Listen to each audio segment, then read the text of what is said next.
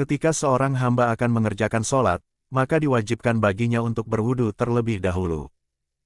Namun tahukah Anda jika berwudu tidak hanya sekedar membersihkan bagian tubuh luar saja? Rasulullah pernah bersabda, jika seorang hamba berwudu, maka ketika berkumur dosanya akan keluar dari mulut.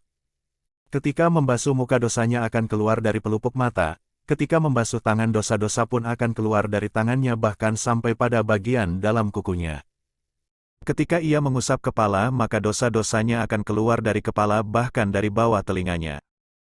Dan ketika ia membasuh kakinya maka dosa-dosanya juga akan keluar dari kaki, dan bahkan dari kuku-kuku kakinya. Hadis riwayat An-Nasai dan Ibnu Majah. Begitulah makna wudu sebenarnya, wudu mensucikan lahir dan batin. Setelah berwudu seorang hamba akan bersiap-siap melaksanakan sholat, ketika hendak mengerjakan sholat kita diwajibkan menutup aurat dan menghadap kiblat. Makna menutup aurat bukan hanya menutup secara zahir saja, melainkan kita perlu memperbanyak istighfar, karena begitu banyak dosa dan maksiat kita yang terbuka di hadapan Allah. Sedangkan ketika menghadap kiblat kita tidak hanya menghadapkan wajah, melainkan juga menghadapkan hati kita sepenuhnya kepada Allah. Selanjutnya berniat mendirikan sholat dan membaca takbir, niat dengan hati ikhlas, bahwa sesungguhnya ibadah yang dilakukan semata-mata hanya karena Allah.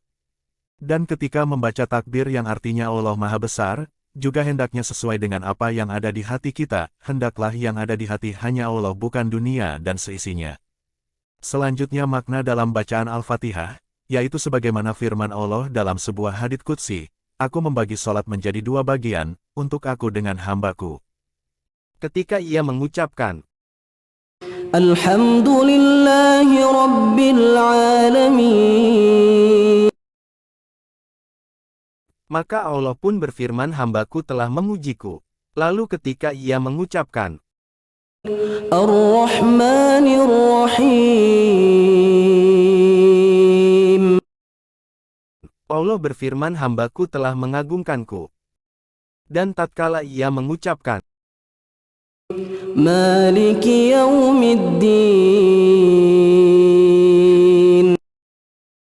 Allah berfirman hambaku telah memujaku. Dan ketika ia mengucapkan Iyyaka na'budu wa iyyaka nasta'in,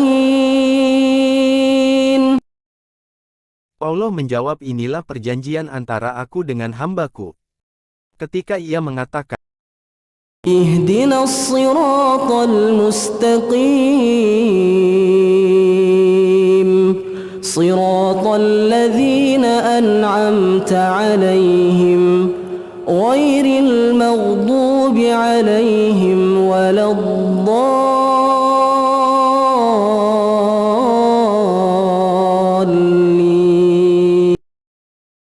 Allah menjawab inilah perjanjian antara aku dan hambaku. Akan kupenuhi yang ia minta. Hadis riwayat Muslim dan At-Tirmidzi. Selanjutnya ketika ruku dan sujud. Ketika ruku bukan hanya sekedar menundukkan punggung, melainkan juga menundukkan hati, dan bertasbih mengagungkan kebesaran Allah. Kemudian bertasbih kembali kepada Allah ketika i'tidal, karena Allah menjadikan punggung Anda kembali tegak. Sedangkan ketika sujud, hal yang paling berharga dari diri kita adalah wajah, sedangkan yang paling rendah di alam ini adalah tanah. Maka ketika sujud rasakanlah kehinaan dan kerendahan kita di hadapan Allah dan pujilah Zat yang Maha Tinggi.